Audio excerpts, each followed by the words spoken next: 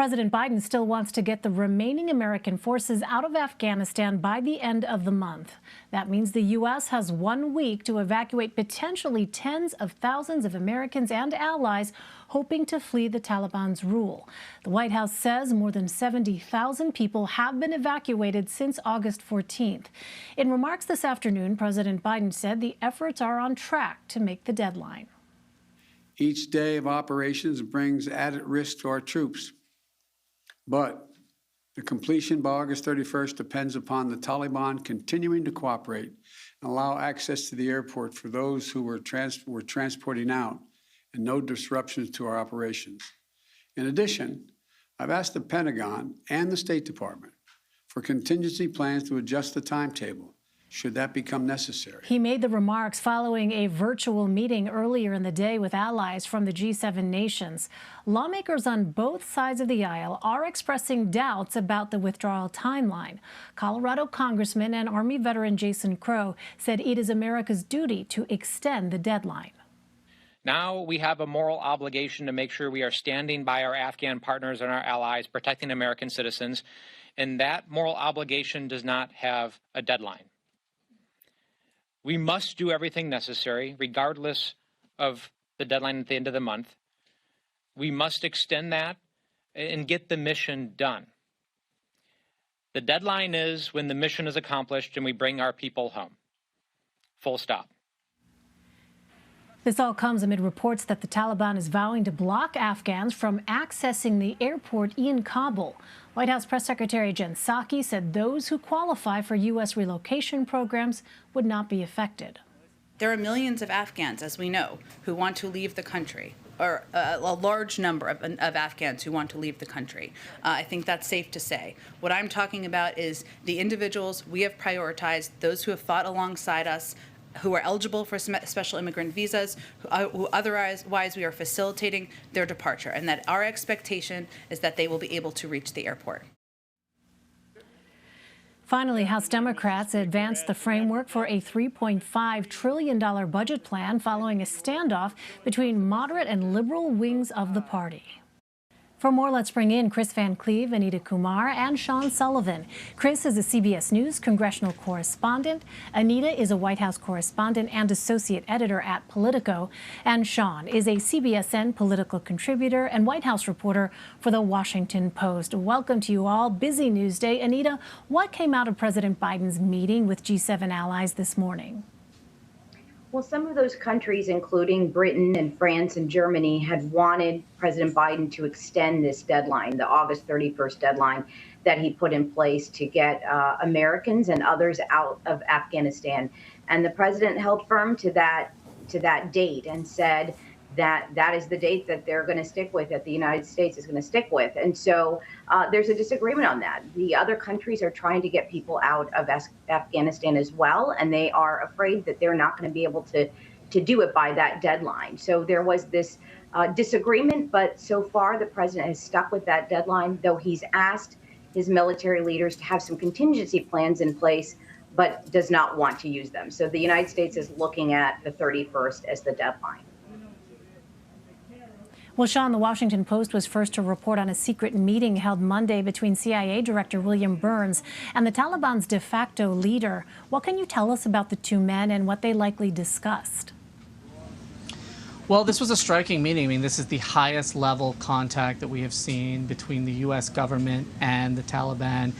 It's unclear what totally came from this meeting, but one thing that is clear coming out of it is that the Taliban is not softening at all in their insistence that the United States needs to meet its deadline of August 31st to get out of the country. They've been very, very firm about that. So if there are any hopes going into that meeting about, perhaps getting some flexibility from the Taliban, that they sent a pretty clear and strong signal today that that's not the case, that they want the United States government out of there. So I think there are a lot of questions moving forward about the level of interaction and what kind of dynamic we're going to see between this administration and the Taliban. But I think it's clear that in dispatching his CIA director, a top administration official, this president, this administration, taking very seriously the prospect of opening a dialogue of some sort, at least with the Taliban. We'll see where it goes.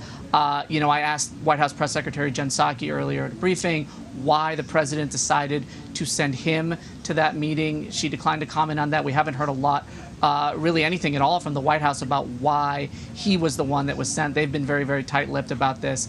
But again, a pretty striking meeting because this is a very, very high-level interaction happening between the two sides right now, Elaine.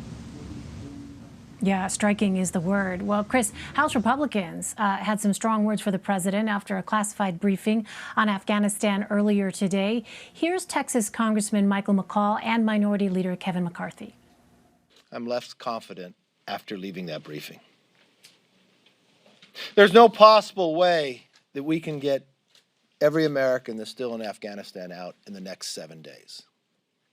It will be a stain on this presidency, and particularly after the decision made today and what we heard today, he will have blood on his hands. People are going to die, and they're going to be left behind. The biggest credo in the military is no man left behind, no one left behind, and that's precisely what we were doing. So, Kris, tell us more about the pushback the White House is facing from members of Congress. Well, you're seeing it from both parties. I mean, you saw Chairman Schiff last night say he had concerns that the U.S. couldn't meet the January 31st deadline and get everyone out. So you have skepticism on both sides of the aisle here on the Hill.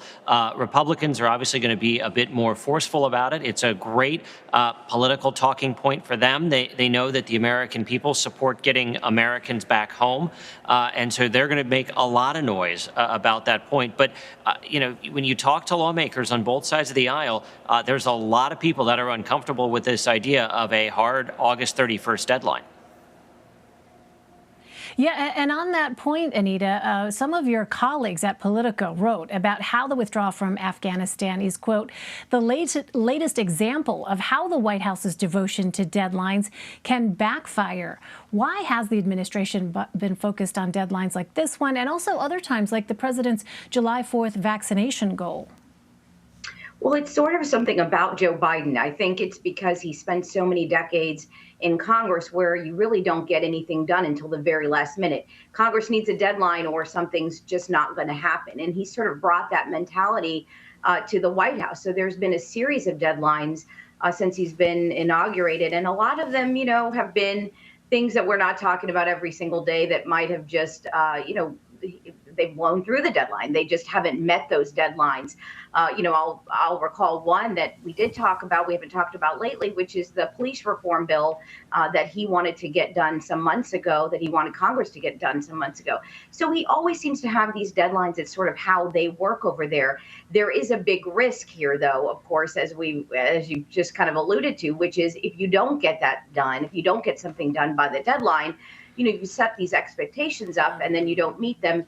It not only looks bad to the public, but it looks bad to the opposition party who has something to attack you on. And that's what we've really seen happening. You mentioned the July 4th deadline. That was a huge one, where President Biden had said that 70% of Americans would have at least one shot of the COVID vaccine.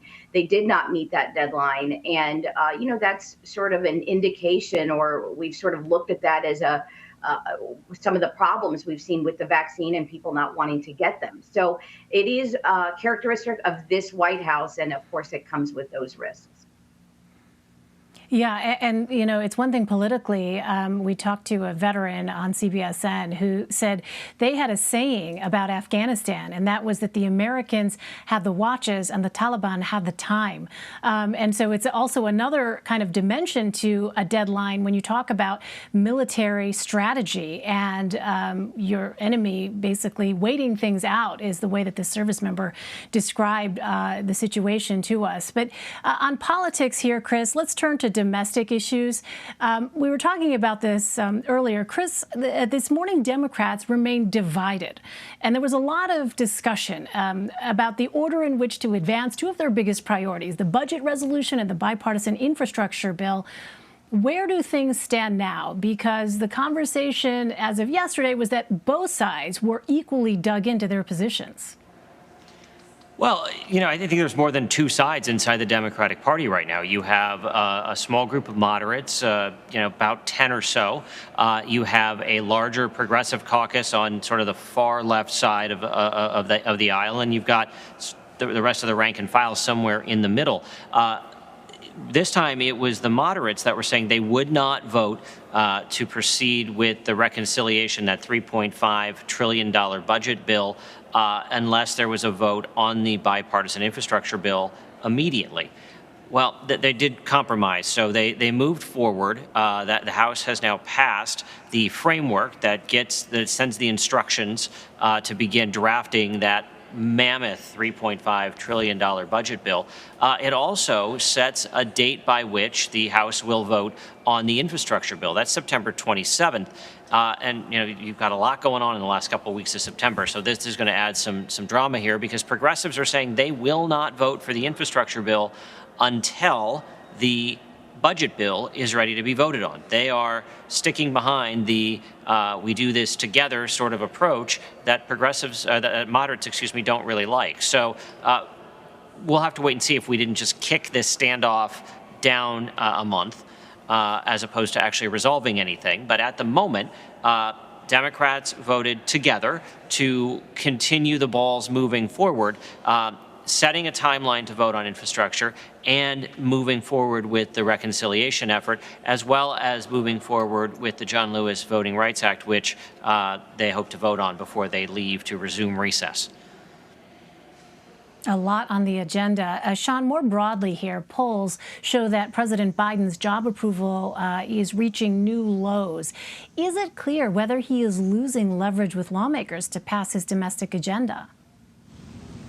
Yeah, I think that's something that Democrats worry about, and they have worried about a lot over the past several weeks. I've heard from Democratic lawmakers, as well as strategists who are working on the midterm elections, who see a couple of trends that are troubling them. One is the overall erosion in his approval. It's been pretty steady so far if you look at the first few months of his presidency, but recently we have seen a drop. And one thing that has fueled that drop is rising concern about the pandemic, about the Delta variant, and about his overall control of the situation when it comes to COVID-19. This has been sort of an anchor in the eyes of many Democrats of what they feel is going to make the president and the Democratic Party popular, is his handling of the pandemic. If you look at other issues, immigration, crime, he does not poll really, really well, but on the pandemic he has generally polled well. So that drop is no doubt fueling this overall drop in his approval rating, and that's something that worries Democrats. And then as we look to the situation in Afghanistan, there's a lot of worry in the Democratic Party that too could diminish the way that he is viewed in the eyes of many Americans. So it's a really, really perilous time right now for Democrats. They understand, as they look to the horizon, to the midterm elections next year, that their fate is going to rest heavily on what voters think about this administration, what voters think about this president. And if his numbers don't bounce back, they could have a really, really hard time. They're defending a very, very narrow majority in Congress in both the House and the Senate right now. So they really have no margin for error.